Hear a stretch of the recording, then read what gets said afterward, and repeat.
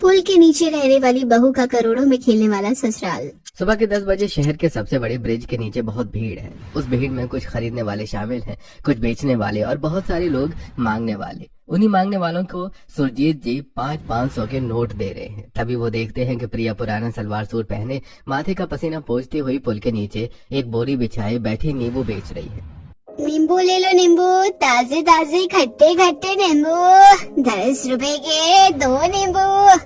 अरे आज तो नींबू पानी पीना पड़ेगा, बोलते हुए गरीबों को पैसे बांटकर सुरजीत जी प्रिया के पास जाते हैं।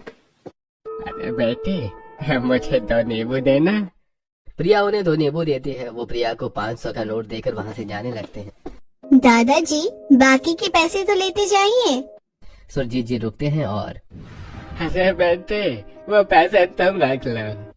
नहीं दादाजी, जितना मेरा हक है मैं उतना ही लूंगी, बाकी के आप वापस ले जाइए। बोलती हुई प्रिया सुरजीत जी के हाथ में गिनकर 480 रुपए रख देती है और फिर नींबू ले लो, नींबू ताजे ताजे खट्टे खट्टे नींबू, 10 रुपए के 2 नींबू। नींबू और अपने बाकी के बचे पैसे लेकर सुरजीत जी अपनी आलीशान रोल्स रॉयस में बैठकर वहां से चले जाते हैं। दोपहर होने तक प्रिया के सभी नींबू बिक जाते हैं। वो सारे पैसे गिनकर एक थैली में रखती है। आज के खाने और दवाई का इंतजाम तो हो गया। बोलती हुई प्रिया पुल के पास ही मेडिकल स्टोर में जाकर दवाइयाँ लेती है और फिर उसके बगल वाली किराने की दुकान में जाकर आटा और अचार खरीदकर पुल के नीचे लेटे अपने पैरालाइज्ड मम्मी पापा के पास जाकर उनके बिछौने के पास रखी परात में आटा डालकर गूंथने लगती है। प्रिया, तो हमारे लिए इतना क्यों कर रही है? तो हमारी वजह से अपनी जिंदगी बर्बाद मत कर, शादी कर ले और अपने ससुराल जा और खुशहाल रहे। आप दोनों को ऐसी हालत में छोड़कर मैं कहीं नहीं जाऊंगी। और फिर मेरे छोटे भाई बहन भी तो हैं, उनका क्या होगा? प्रिया, तू उनकी चिंता मत कर। शहर में अभी भी बहुत से दयालु लोग हैं। वो हमारे जैसों के लिए कुछ न कुछ करते रहते हैं। आज सुबह ही एक अमीर और दयालु आया था जो गरीबों को 500 रुपए बांट रहा था। हम भी उन्हीं गरीबों में शामिल हो जाएंगे। जब तक मैं हूँ तब तक भीख मांगने के बारे में सोचना भी नहीं, और मुझे पूरी उम्मीद है कि आप दोनों एक दिन बिल्कुल ठीक हो जाओगे। तब तक प्रिया के छोटे भाई बहन भी स्कूल से आ जाते हैं। प्रिया आटा गूंथकर ईंट के बने चूल्हे में तवा रख देती है और इधर सुरजीत जी अपने आलीशान बंगलो पहुंच जाते हैं और हॉल में जाकर देखते हैं कि उनका पूरा परिवार एक साथ बैठा हुआ है। आज मैं अपने लिए डायमंड नेकलेस लूंगी। मैं आपके लिए स्पोर्ट्स कार लूंगा जिसकी कीमत करोड़ों में है। मैंने निशा के साथ एक लॉन्ग वेकेशन प्लान कर ली है जहां हम दोनों करोड़ों की शॉपिंग करेंगे। मैं सोच रही थी कि जब सुरजीत जी और ज्यादा नहीं सुन पाते तो अरे तुम सब इतना फिजूल खर्च क्यों करते हो? दादाजी, इसे फिजूल खर्च नहीं ऐश करना कहते हैं। और जब अरबों खरबों की दौलत हो तो करोड़ों में खेलना ही पड़ता है। तभी तो सोसाइटी में हमारी शान बनेगी और लोगों को पता भी तो चलेगा कि हमारा रुतबा कितना है। अरे आज अरबों आ रहे हैं, तुम करोड़ों में खेल रहे हो। अरे लेकिन कल का क्या भरोसा? क्या पता जो आज है वो कल ना हो। तो तुम सब बचत करना सीखो। दादाजी, आप खामखा चिंता करते हैं। जो आज है वही कल भी होगा। अरे पता नहीं है मेरी बात कब समझेंगे। मैंने समझाने की जितनी कोशिश करता हूँ ये सभी उतना ही पैसा उड़ाते हैं। बोलते हुए सुरजीत जी सीढ़ियाँ चढ़ते हुए फर्स्ट फ्लोर पर अपने कमरे में पहुँच जाते और इधर प्रिया ने रोटियां सेंक कर अपने भाई बहन और मम्मी पापा को खिला देती है और बची हुई 2 रोटियां एक टोकनी में रख देती है। रचना, देखना रोटी को तना ले जाए। बोलकर प्रिया सब्जी मंडी की तरफ चल देती है। जब से प्रिया अपने परिवार के साथ पुल के नीचे रहने को मजबूर हुई थी, उसका डेली रूटीन यही था, सबका पेट भरना और पेट भरने के लिए 2 वक्त की रोटी का इंतजाम करना। कुछ देर बाद प्रिया सब्जी मंडी से बोरी में आलू लेकर वापस आती है और पुल के नीचे बोरी बिछाकर आलू बेचने लगती है। आलू ले लो, आलू। कुछ देर बाद उसके पास ललिता और कमला आती हैं। हम सब सोचते थे कि घर टूटने और मुआवजा न मिलने के बाद तुम्हारा पूरा परिवार सड़क पर आ जाएगा, लेकिन तुमने अपनी समझदारी और हिम्मत से सबको संभाल लिया। प्रिया, बड़ी बेटी होने के नाते मेरी भी कुछ जिम्मेदारियां हैं जिन्हें मैं निभा रही हूँ, और वैसे देखा जाए तो मैं और मेरा पूरा परिवार सड़क पर ही है। बस फर्क इतना है कि हमारे पास सर पर ये पुल है। तुम बिल्कुल भी नहीं बदली प्रिया। जब हमारे पड़ोस में थी तब भी मजाकिया थी और अभी भी वैसी ही हो। आंटी जी, समय बदल जाए लेकिन इंसान को नहीं बदलना चाहिए। हाँ प्रिया, तुम बिल्कुल भी ना बदलना। बातें तो होती रहेंगी। तुम मुझे 2 किलो आलू तोल दो। उनकी बातों से आपको इतना तो पता चल ही गया होगा कि आखिर क्यों प्रिया पुल के नीचे रहने को मजबूर है। और वो दोनों कभी प्रिया की पड़ोसन हुआ करती थी। प्रिया उन दोनों को आलू देकर वहाँ से रवाना करती है। तभी देखती हैं कि एक कुत्ता रोटी ले जा रहा है और सुशांत उसके पीछे भाग रहा है। सुशांत रुक जाओ, वो रोटियां उसी की नसीब की थी, खा लेने दो, मैं दूसरी सेक लूंगी। उस बेजुबान को क्या पता कि खाना पैसों से खरीदा जाता है। प्रिया की बात सुनकर सुशांत रुक जाता है और वो कुत्ता भी कुछ दूर जाने के बाद पुल के नीचे ही बैठकर बड़े मजे से रोटियां खाने लगता है। शाम होने तक वहाँ लोगों की भीड़ बढ़ने लगती है और प्रिया के सारे आलू बिक जाते हैं। पुल के नीचे लोगों की भीड़, पुल के ऊपर गाड़ियों की भीड़, हॉर्न, इंजन्स और लोग के शोर शराबे के बीच प्रिया पैसे गिनती है। फाइनली अब मैं अपने मम्मी पापा को लेकर डॉक्टर लालवानी के पास जा सकती हूँ। इस बात से अनजान की बहुत सारी नजरें उसी पर टिकी हुई हैं। प्रिया वो रुपए अपने मम्मी पापा के पास रखी पेटी में रख देती है और रोटी सेकने की तैयारी करने लगती है। पुल के नीचे प्रिया घर वालों को रोटियां खिलाती है और बची रोटियां टोकनी में रखकर अपने मम्मी पापा के बगल में चटाई बिछाकर उनके और अपने भाई बहन के साथ ही लेटकर सोने की कोशिश करती है। लेकिन पुल के ऊपर से गुजर रही गाड़ियों की तेज आवाज उसे सोने नहीं देती। अरे यार, कब वाहनों का शोर थमेगा और कब मैं चैन से सो पाऊंगी। तभी प्रिया देखती है कि दो लोग कंबल ओढ़े पेटी खोलने की कोशिश कर रहे हैं। चोर चोर चोर! प्रिया ने शोर मचाया ही था कि वो दोनों वहाँ से भाग खड़े होते हैं। प्रिया का शोर सुनकर उसके मम्मी पापा और भाई बहनों की नींद खुल जाती है। कहाँ है चोर, क्या चुरा ले गया? प्रिया उठती है और अच्छी तरह से पेटी में रखा सारा सामान जांचती है और सही समय पर मेरी नींद न खुलती तो चोर सब ले जाता। आखिर कब तक हमें पुल के नीचे रहकर परेशान होना पड़ेगा? मेरी बच्ची चैन की नींद भी नहीं सो सकती। अरे पापा परेशान मत होइए, आराम से सो जाइए, आपको सुबह कल डॉक्टर के पास भी जाना है। अपने मम्मी पापा को सुलाने के बाद प्रिया सोती और अगली सुबह उन्हें अपने भाई बहन की मदद से ऑटो में बिठाकर सिटी हॉस्पिटल डॉक्टर लालवानी के पास ले जाती है। व्हील चेयर में बैठे अपने मम्मी पापा के साथ प्रिया डॉक्टर लालवानी के केबिन में थी। डॉक्टर साहब, मेरे मम्मी पापा का इलाज तो हो पाएगा या नहीं? डॉक्टर लालवानी वंदना और धर्मेंद्र के पैरालाइज्ड हो चुके हिस्से की अच्छी से जांच करते हैं। देखिए, इलाज तो हो जाएगा, लेकिन इसके लिए लाखों रुपए खर्च होंगे जो तुम्हारे पास शायद नहीं है। तो देखा जाए तो तुम्हारे मम्मी पापा का इलाज होना इम्पॉसिबल है। डॉक्टर साहब, मैं अपने मम्मी पापा का इलाज करवा कर रहूंगी, चाहे मुझे उसके लिए दिन रात मेहनत क्यों न करनी पड़े। अभी आप इनकी दवाइयाँ लिख दीजिए। डॉक्टर लालवानी से अपने मम्मी पापा की दवाइयां लिखवाकर प्रिया अपने मम्मी पापा को व्हील चेयर में अपने साथ लिए केबिन से बाहर निकलती है। तभी वहाँ चैरिटी करने आए सुरजीत जी प्रिया को देखते हैं और उसे पहचान कर उसके पास आते हैं। अरे तुम तो वही हो ना जिससे मैंने उस दिन नींबू खरीदी थी? जी दादाजी, मैं वही हूँ। प्रिया के साथ उसके मम्मी पापा को देखकर और उसकी निराशा से भरी आवाज सुनकर सुरजीत जी समझ जाते हैं कि वो किसी परेशानी में है। बेटी, अगर तुम चाहो तो मैं तुम्हारी मदद कर सकता हूँ। नहीं दादाजी, मुझे किसी की कोई मदद नहीं चाहिए, मैं खुद अपने मम्मी पापा का इलाज करवाऊंगी। तभी सुरजीत जी की नजर प्रिया के फटे हुए कुर्ते पर पड़ती है। बेटी, तुम्हारा सूट तो फटा हुआ है, तुम अपने लिए नए कपड़े ले लेना है। अगर मैं अपने लिए नए कपड़े लूंगी तो फिर मम्मी पापा की दवाई का पैसा कम पड़ जाएगा और छोटे भाई बहन की पढ़ाई और खाना खर्चा भी तो होता है ना। सुरजीत जी की बात का जवाब देकर प्रिया अपने मम्मी पापा को साथ लेकर वहाँ से चली जाती है। बोलते हुए सुरजीत जी डॉक्टर लालवानी के केबिन में जाते हैं और उनसे प्रिया और उनके मम्मी पापा के बारे में जानकर। अरे बड़ी ही जिम्मेदार बच्ची है। सुरजीत जी, प्रिया बहुत ही खुददार है, न किसी की मदद लेती है और न ही किसी से मदद की उम्मीद करती है। जब से उसका घर टूटा है बेचारी पुल के नीचे रहने पर मजबूर है, अपने पैरालाइज्ड मम्मी पापा और 2 छोटे भाई बहनों के साथ। जब से प्रिया के मम्मी पापा पैरालाइज्ड हुए थे तब से वो डॉक्टर लालवानी से ही उनका इलाज करवा रही थी, जिस वजह से वो उसके बारे में बहुत कुछ जानने लगे थे। प्रिया के बारे में वो जो कुछ भी जानते थे वो सब उन्होंने सुरजीत जी से बता दिया। इस बात से अनजान के सुरजीत जी उसके बारे में जानकर उससे इम्प्रेस हो गए हैं। प्रिया अपने मम्मी पापा को लेकर वापस पुल के नीचे पहुंच जाती है और उन्हें चटाई में लिटाकर अपने काम में लग जाती है। पुल के नीचे परिवार के साथ रहने को मजबूर प्रिया जैसे सब्जी बेचकर गुजारा करती और चोर उचक्कों और लफंगों से खुद को बचाती।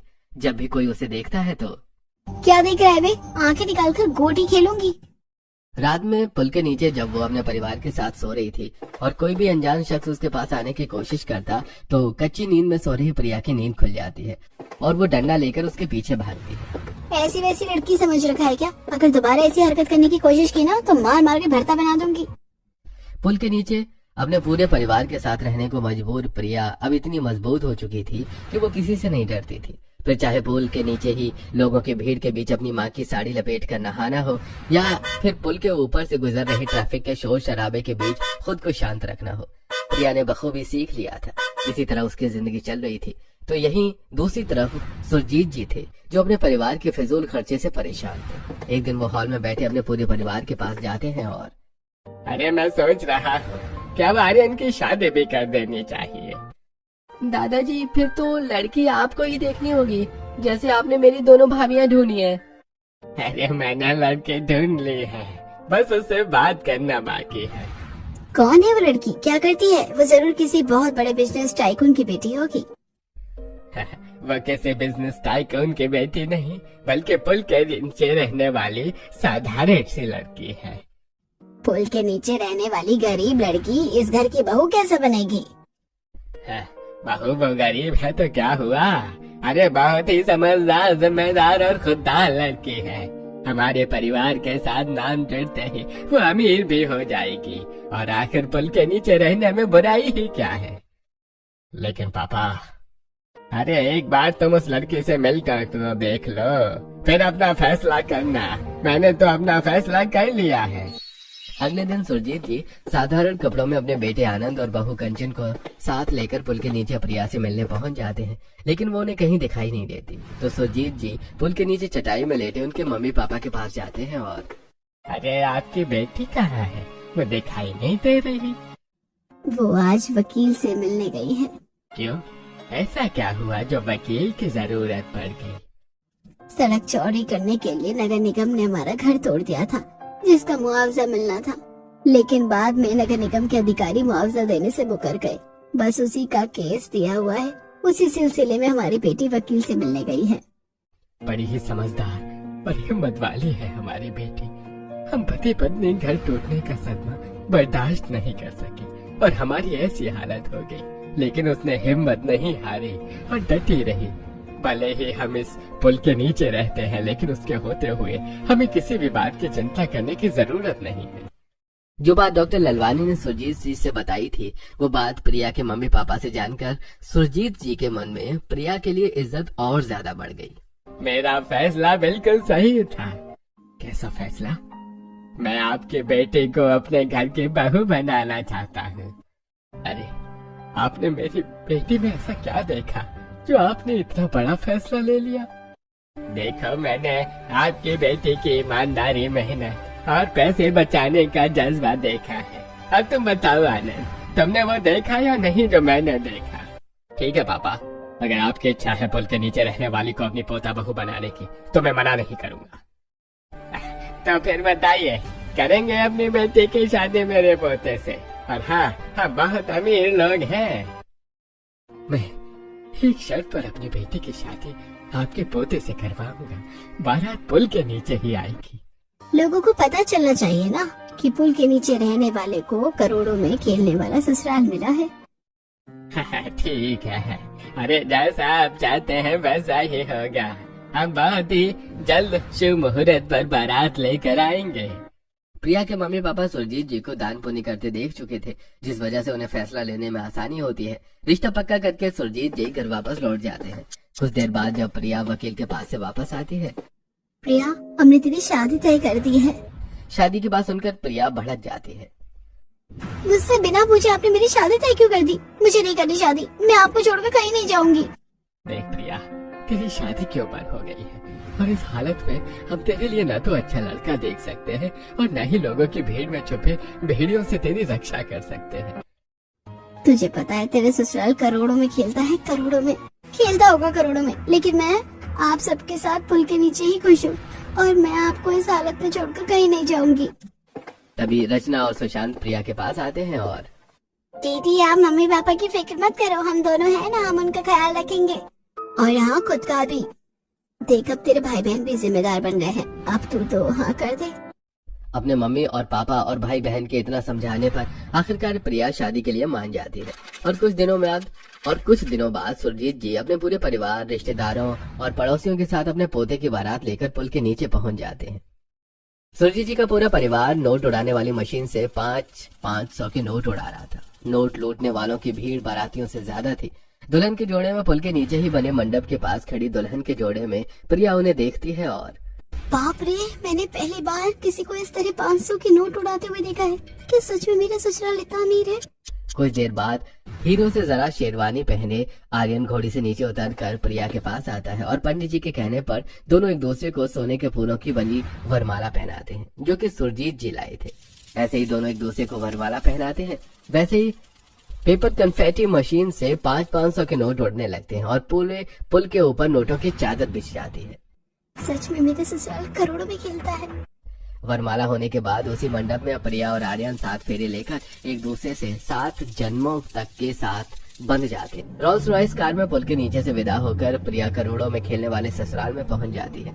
आलीशान बंगलो देखकर उसकी आंखें खुली की खुली रह जाती हैं। तो ऐसा होता है करोड़ों में खेलने वाला बंगला, इतना भी बुरा नहीं है। सोचती हुई प्रिया कार से नीचे उतरती है और आर्यन के साथ दहलीज पर रखा सोने का कलश गिराकर गृह प्रवेश करके हॉल में पहुंच जाती है, जहां पहले से ही सभी घर वाले महंगे और डिजाइनर कपड़े पहने उसी का इंतजार कर रहे थे। बहू, वैसे तुमने बारात में अपने ससुराल वालों को देख ही लिया होगा करोड़ों में खेलते हुए। बहू अभी आई नहीं कि तुम शुरू हो गई हैं? बहू को थोड़ा आराम तो करने दो, फिर उसे सब बता देना। ठीक है बहू, तुम अपने कमरे में जाकर आराम करो। आर्यन प्रिया को अपने कमरे में ले जाता है, जो कि इटालियन फ्लोरिंग और रॉयल डेकोर के साथ बेहद ही आलीशान और खूबसूरत लग रहा था। लेकिन प्रिया का ध्यान नीचे पलंग पर रखी सोने और नोटों की मालाओं पर था। ये क्या, इतने सारे नोट और सोने के फूलों की बनी मालाएं? शादी की रस्म में मेरे जो रिश्तेदार आए थे ना, उन्होंने मुझे पहनाए थे। बाप रे, इतना पैसा! अभी तो तुमने कुछ देखा ही नहीं है, हमारी अमीरी तुम्हें मुंह दिखाई में पता चलेगी। प्रिया नोटों के सभी माला एक तरफ करके पलंग पर बैठ जाती है। कुछ देर बाद उसकी दोनों जेठानियां और सास कमरे में डायमंड ज्वेलरी और महंगे रत्नों और सोने के तार से जड़ी स्टाइलिश साड़ी लेकर आती है। छोटे बहू, मुंह दिखाई की रस्म में तुम ये ज्वेलरी और साड़ी पहनना, तभी तो देवरानी जी करोड़ों में खेलने वाले ससुराल की बहू लगोगी। और मुंह दिखाई में आई किसी को भी ये पता नहीं चलेगा कि तुम पुल के नीचे रहती थी। प्रिया को साड़ी और गहने देकर वो सभी वहाँ से चले जाते हैं। शाम होते ही पूरा बंगलो नई नवेली दुल्हन की तरह सज और जगमगा रहा था। मोहल्ले की सभी अमीर औरतों प्रिया की मुंह दिखाई की रस्म के लिए हॉल में इकट्ठा हो चुकी थी। कुछ ही देर में प्रिया अपनी सास और जेठानियों के दिए हुए गहने और साड़ी पहनकर सिर ढके स्टाइलिश गाउन पहने नंद के साथ हॉल में आती है, जहाँ पहले से उसकी सास और दोनों जेठानियां महंगी साड़ी और गहने पहने मौजूद थी। आओ बहू, इन सब से मिलो, ये है हमारे मोहल्ले की सबसे अमीर घरानों की महिलाएं। प्रिया उन सभी के पैर छूती है और वो सभी प्रिया को कुछ रुपए देकर उसका घूंघट उठाकर उसका मुंह देखती हैं। ये क्या, तुम तो सस्ते में निपटी जा रही हो? तुझे पता है ना कि हाँ, हमें पता है कि तुम्हारी बहू करोड़ों में खेलने वाले ससुराल में है, लेकिन कभी कभी दिए गए तोहफों की कीमत नहीं बल्कि देने वालों की भावनाएं देखी जाती है। कंचन सरता की बात का कोई जवाब नहीं देती। कुछ देर में प्रिया की मुंह दिखाई की रस्म पूरी हो जाती है और सभी औरतें अपने अपने घर चली जाती हैं। उनके जाने के बाद पूरा परिवार डाइनिंग हॉल में इकट्ठा होता है, जहां Priya Gucci pulao, white alba, truffle risotto, gold plated chicken और कैवियर देखती है। प्रिया, इस डाइनिंग टेबल पर रखी खाने की हर एक चीज की कीमत लाखों में है। इतना महंगा खाना खाने की क्या जरूरत है? मैं तो 10 रुपए के समोसे से ही पेट भर लेती हूँ। भाभी जी, जब तक आप पुल के नीचे रहती थी तब तक आप 10 रुपए का समोसा खा सकती थी, लेकिन अब आपको हमारी लाइफस्टाइल अपनानी होगी। हमारे लिए इस खाने की कीमत तो चिल्लर के बराबर भी नहीं है, क्योंकि हम करोड़ों में खेलते हैं, करोड़ों में। देवा जी, मैं जैसी हूँ वैसी खुश हूँ, मैं अपने आप को नहीं बदलूंगी। हाँ बहू, तुम जैसे हो वैसे ही रहना, बिल्कुल मत बदलना। तुम मेरी उम्मीद मत तोड़ना, बहुत उम्मीदें हैं बहुत उम्मीदें हैं मुझे तुमसे। प्रिया उन सभी के साथ खाना खाती है और फिर एक एक करके उसकी दोनों जेठानियों से डायमंड नेकलेस, देवर नोटों से भरा बैग, सास नोटों की साड़ी, नंद एक्सपेंसिव गाउन और ससुर करोड़ों के प्रॉपर्टी के पेपर देते हैं। बहू, तुम्हारी मुंह दिखाई का छोटा सा तोहफा हमारी तरफ से। प्रिया कुछ नहीं बोलती, वो मिले तोहफों को देखती रहती है। बहू, तुम्हें गिफ्ट पसंद आए या नहीं? पसंद तो आए, लेकिन मैं सोच रही हूँ कि मैं इनका क्या करूँगी। बहू, ये तो अभी शुरुआत है, तुम्हें अब महंगे तोहफों की आदत डाल लेनी चाहिए, क्योंकि आगे इससे भी महंगे महंगे तोहफे तुम्हें मिलेंगे। तभी कंचन का फोन बजता है। Excuse me. Kanchan call receive करती है। ठीक है, मैं आपको 2 करोड़ दूंगी। बात करके कंचन फोन डिस्कनेक्ट कर देती है।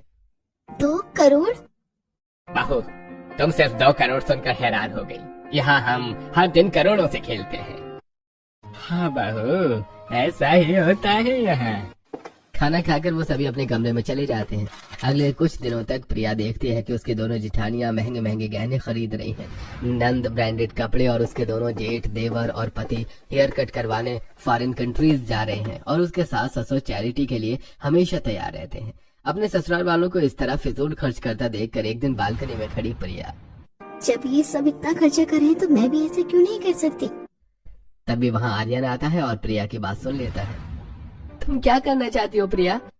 मैं देखती हूँ कि सभी घर वाले रोज करोड़ों रुपए खर्चा कैसे करते हैं, तो मेरा मन भी होता है, तो मैं भी करूँ। अरे तो करो ना, तुम्हें रोका किसने है? आखिर तुम भी करोड़ों में खेलने वाले परिवार का हिस्सा हो, दिल खोल कर खर्च करो। उन दोनों की बातें बंगलों के गार्डन के पौधों को पानी दे रहे सुरजीत जी ध्यान से सुन रहे थे। बहू, क्या सोच कर मैं तुम्हें इस घर में लाया था, और तुम क्या हो गई? अरे तुम भी बदल गई। उस दिन के बाद प्रिया भी करोड़ों में खेलने वाले ससुराल वालों के रंग में रंग जाते हैं और बेफिजूल खर्च करने लगती है। कभी महंगी ज्वेलरी, तो कभी महंगे कपड़े, तो कभी आर्यन के साथ लॉन्ग वेकेशन। ये सब उसकी जिंदगी का हिस्सा बन चुके थे। सुरजीत जी प्रिया को देखते और दुखी होते। एक दिन जब वो आर्यन के साथ वेकेशन से घर वापस लौटते हैं तो सुरजीत जी उसके पास जाते हैं। अरे बहू, इतने दिन तुम्हें यहाँ आए हो गए, लेकिन आज तक तुमने अपने मम्मी पापा को याद नहीं किया। दादाजी, मैं उन्हें रोज याद करती हूँ और उनके पास भी जाना चाहती हूँ, लेकिन क्या बहू? अगर तुम्हें उनकी याद आती तो चलो मैं तुम्हें उनसे मिलवा देता हूँ। कहीं ऐसा ना हो कि करोड़ों में खेलने वाले ससुराल में रहकर तुम पुल के नीचे रहने वाले अपने माँ बाप को भूल जाओ। सुरजीत जी कार से नोटों की गड्डियां रखते हैं और फिर प्रिया को उसी में बैठाकर पुल के नीचे उसके माँ बाप के पास ले जाते हैं। देखता हूँ प्रिया, बहू तुम्हारी खुददारी बची है या नहीं। सोचते हुए सुरजीत जी प्रिया के साथ कार से उतरकर पुल के नीचे चटाई पर बैठे वंदना और धर्मेंद्र के पास जाते हैं। प्रिया अपने माँ बाप से मिलकर इमोशनल हो जाती है। मम्मी पापा आप दोनों ठीक तो हो ना? और रचना और सुशांत अच्छे से पढ़ाई कर रहे हैं ना? हाँ, हम दोनों ठीक हैं और तेरे भाई बहन अपनी जिम्मेदारी अच्छे से समझ रहे हैं। प्रिया, तुझे पता है कुछ दिनों पहले डॉक्टर लालवानी जी यहाँ आए थे। उन्होंने बताया कि विदेश में हमारा इलाज हो सकता है, लेकिन उसमें बहुत पैसे लगेंगे। आप चिंता मत करिए, मैं आपका इलाज जरूर करवाऊंगी। प्रिया अपने मम्मी पापा से मिलकर वापस कार में बैठ जाती है। उसके बैठने के बाद सुरजीत जी भी ड्राइवर सीट पर बैठ जाते हैं। बहू, तुम अभी भी पूरी तरह ससुराल के रंग में नहीं ढली, अभी भी तुम्हारी खुददारी बाकी है। मैंने सोचा था कि ये रुपए तुम अपने घर वालों को देगी, लेकिन तुमने रुपयों की तरफ देखा भी नहीं। सुरजीत जी ये सब सोच ही रहे थे कि तभी कार के पास एक नौजवान हट्टा कट्टा भिखारी आता है और प्रिया उसे 500 के नोटों की 2 गड्डियां दे देती है। अरे बहू, तुम भिखारी को इतने ज्यादा पैसे क्यों दे रही हो? दादाजी, हमारे पास इतने पैसे हैं, थोड़ा बहुत दान दे देंगे तो कम थोड़ी ना हो जाएंगे। और वैसे भी समुद्र में 2-4 बाल्टी पानी निकाल लेने से समुद्र की गहराई कम नहीं होती। बहू, वो हट्टा कट्टा है, मुझे उसमें कोई कमजोरी नहीं दिखाई देती। वो मेहनत करके भी रुपए कमा सकता है, मतलब भीख मांगना उसकी मजबूरी नहीं बल्कि उसका पेशा है। और तुमने बेवजह उसे लाखों रुपए देकर उसका मनोबल बढ़ाया है। दादाजी, आज आप कैसी बातें कर रहे हो? मुझे दान करने से रोक रहे हो? बहू, मैं तुम्हें दान करने से नहीं रोक रहा हूँ, लेकिन बेवजह का दान करने से रोक रहा हूँ। तुम दान वहाँ करो जहाँ जरूरत है। दादाजी, आप पर ना उम्र का असर होने लगा है। अभी बहू को कुछ भी समझाना ठीक नहीं होगा, कहीं वो गलत न समझ ले। सही समय आने पर उसे समझाऊंगा। सुरजीत जी कार स्टार्ट करके वहाँ से चल देते हैं और फिर कुछ दिन बीत जाने के बाद एक शाम सुरजीत जी गार्डन में रखे झूलों में बैठे बैलेंस शीट को देख रहे थे और उनके माथे पर चिंता की लकीरें साफ साफ दिखाई दे रही थी। तभी वहाँ प्रिया आती है। दादाजी, आप बहुत परेशान दिखाई दे रहे हैं। अरे क्या ही बताऊं बहू, पिछले कुछ दिनों से हमारे सभी बिजनेस घाटे में जा रहे हैं और घर वाले हैं कि फिजूल खर्ची बंद ही नहीं कर रहे। सोचा था कि तुम इस घर की बहू बनोगी तो अपनी समझदारी से सबका दिल सबको बदल दोगी, लेकिन तुम खुद करोड़ों की चमक देखकर बदल गई। सुरजीत जी की बात सुनकर प्रिया को अपनी गलती का एहसास हो जाता है। दादाजी, मुझसे गलती हो गई, मुझे माफ कर दीजिए। मैं पैसों की चिकाचौंध में अंधी हो गई थी, लेकिन अब से ध्यान रखूंगी कि मैं पैसे वहीं खर्च करूंगी जहाँ खर्चना जरूरी हो। अरे तुम तो समझ गए, लेकिन अब मैं बाकी के घर वालों को कैसे समझाऊं? सुरजीत जी सोच ही रहे थे कि तभी उनका बाकी का परिवार अपनी अपनी कार से आते हैं और कार से उतरकर हॉल में आकर बैठ जाते हैं। सुरजीत जी भी उनके पीछे पीछे जाते हैं। आज मैंने पूरे 20 लाख रुपया खर्चा किया और पिछले महीने 10 करोड़ रुपए खर्चा किए थे। मैंने इस महीने अपने लिए एक लग्जरी स्पोर्ट्स कार खरीदी है। ये तो कुछ भी नहीं, मैं दुबई के पाम आइलैंड में प्रॉपर्टी खरीद रही हूँ। मेरा तो मेकअप का खर्चा ही लाखों का होता है। अरे तुम सब इस तरह करोड़ों से मत खेलो, पैसों की कदर करो। मैंने तुम्हें पहले भी समझाया था, अभी भी समझा रहा हूँ। समय एक जैसा नहीं रहता, किसी दिन मुसीबत आ गई तो क्या करोगे? अरे कैसी मुसीबत? पापा जी हमारे इतने बिजनेस चलते हैं, हर दिन करोड़ों रुपए आते हैं, और अगर एक आध बिजनेस बंद भी हो गया तो हमें क्या फर्क पड़ने वाला है? दादाजी, हमें आपकी रोज रोज की टोका टोकी बिल्कुल भी पसंद नहीं है। दादाजी, आप अपनी जिंदगी जी चुके अपने हिसाब से, अब हमें हमारी जिंदगी जीने दीजिए हमारे हिसाब से। अरे ठीक है, जियो जैसे जीना है जियो, अब मैं नहीं कुछ बोलूंगा। बड़बड़ाते हुए सुरजीत जी अपने कमरे में चले जाते हैं और कुछ दिन बाद वही होता है जिस बात का सुरजीत जी को डर था। उनके सभी बिजनेस लगातार लॉस में जाने लगते हैं, शेयर डाउन हो जाते हैं, जिस वजह से उनके पूरे परिवार को फाइनेंशियल क्राइसिस से गुजरना पड़ता है, जिस वजह से करोड़ों में खेलना तो दूर की बात, वो अपने लिए नए कपड़े, जूते, यहाँ तक कि मेकअप किट भी नहीं ले पाते और फिर हॉल में इकट्ठा होकर इस बात की शिकायत करते हैं। अब तक हम करोड़ों में खेलते थे, लेकिन अब क्या दिन आ गए हैं। दिन में 4 बार कपड़े बदलने वाले में भी पिछले 2 दिनों से एक ही कपड़े पहनी हुई हूँ। कितने दिन हो गए मेकअप करवाए हुए, मेरी स्किन कितनी डल हो गई है। मेरे पास लिपस्टिक ही नहीं है और मेरे बाल भी खराब हो गए हैं। मेरे पास जूते ही नहीं है। सुरजीत जी उनके पास खड़े उन सबकी बातें सुन रहे थे, तभी वहाँ फोन पर बात करते हुए प्रिया आती है और फोन डिस्कनेक्ट करके। दादाजी, डॉक्टर लालवानी का फोन था। उन्होंने कहा था कि मम्मी पापा को जल्द से जल्द इलाज के लिए अमेरिका ले जाना होगा, तो मैं क्या करूं? बहू, तुम तो जानते हो ना कि अभी हमारी हालत कैसी है। अगर तुम्हारे पास सेविंग्स हो तो तुम मुझे अमेरिका ले जा सकते हो। ठीक है दादाजी, मैं मम्मी पापा को अमेरिका लेकर जाती हूँ। बोलते हुए प्रिया वहाँ से निकल जाती है। किसी समय करोड़ों में खेलने वाले हम आज पाई पाई के मोहताज हैं, तो फिर पुल के नीचे रहने वाली के पास लाखों रुपए कहाँ से आए? बहू, उसके पास पैसे आए नहीं हैं, बल्कि जिस समय तुम सब करोड़ से खेल रहे थे उस समय वो बचत कर रही थी। अरे वही पैसे आज उसके काम आ रहे हैं। मैंने तुम सबको इतना समझाया कि फिजूल खर्ची मत करो, लेकिन किसी ने मेरी बात नहीं सुनी। आज मेरी कही बातें तुम समय समझा रहा हूँ। अगर तुमने बचत की होती तो वही पैसे आज तुम सबके काम आते। हाँ पापा जी, आप सही कह रहे हैं, लेकिन अब क्या फायदा? अब पछताए क्या होता है जब चिड़िया चुग गई खेत। प्रिया अपने मम्मी पापा को लेकर अमेरिका निकल जाती है और 1 महीने बाद उनका इलाज करवा कर उन्हें और अपने भाइयों को साथ लेकर ससुराल में पहुंचती है। उसके मम्मी पापा अपने दोनों पैरों पर खड़े थे, इस बात की उसे बेहद खुशी थी। लेकिन घर पहुंचते ही जब प्रिया वहां अपने ससुराल वालों के साथ लोन ऑफिसर्स विनीत और जतन को देखती है तो उसके होश उड़ जाते हैं। ये दोनों कौन है और यहाँ क्या कर रहे हैं? बहू, ये दोनों लोन ऑफिसर जतन और विनीत हैं। हम अपना घर बैंक में गिरवी रखकर लोन ले रहे हैं। मम्मी जी, आप गिरवी क्यों रख रहे हो? क्या करें बहू, हमारे सभी बिजनेस लॉस में जा रहे हैं, कहीं से कोई इनकम नहीं है और खर्चे तो हैं ही, कपड़ों का खर्च, खाने का खर्च। अब तो भूखे रहने के दिन आ गए, इसलिए मजबूरी में हमें ये घर गिरवी रखना पड़ रहा है। पहले तो आप इन लोन ऑफिसर्स को यहाँ से विदा करो, उसके बाद मैं आपको बताती हूँ। प्रिया की बात सुनकर विनीत और जतन वहाँ से चले जाते हैं। देखिए, खाना पेट भरने के लिए होता है ना कि दिखावा करने के लिए। फिर चाहे वो लाखों के हो या 10 रुपए का। और कपड़े शरीर ढकने के लिए होते हैं, तो जरूरी नहीं कि वो लाखों के ही हो। और जब वक्त बदलता है ना, तो खुद को वक्त के हिसाब से ढाल लेना चाहिए, ना कि वक्त से लड़ना चाहिए। प्रिया, हम हमेशा करोड़ों से खेलते आए हैं और अब हमारे पास 1 रुपया भी नहीं है, तो हमें समझ में नहीं आ रहा है कि हम क्या करें। सबसे पहले तो आप सब घर गिरवी रखने का ख्याल अपने दिमाग से निकाल दो। और मम्मी पापा का इलाज करवाने के बाद भी मेरे पास कुछ पैसे बचे हुए हैं, जिनसे हम कुछ दिनों तक गुजारा कर सकते हैं। बाहू, लेकिन फिर भी समय नहीं बदला तो फिर मुझे अपना पुराना तरीका अपनाना होगा। कैसा पुराना तरीका प्रिया? इस हाथ खरीदो और उस हाथ बेचो। अरे ठीक है बहू, तुम्हें जो सही लगे वो करो, हम सब तुम्हारे साथ हैं। हाँ, लेकिन उससे पहले आप सभी मेरे मम्मी पापा से तो मिलो। ये अब पूरी तरह से ठीक हो गए हैं। अपने मम्मी पापा और भाई बहन को बंगलों में छोड़कर प्रिया सभी ससुराल वालों को पुल के नीचे ले जाते हैं और बचे पैसों से सब्जी खरीद लाती है और वो सभी सब्जी बेचना शुरू कर देते हैं। काश हमने दादाजी की बात मान ली होती तो करोड़ों में खेलने वाले आज हम पुल के नीचे सब्जी बेचने पर मजबूर ना होते। जो बात अभी हमें समझ आ रही है वही बात हमें पहले समझ में आ जाती तो आज हमें ये दिन देखने को नहीं मिलता।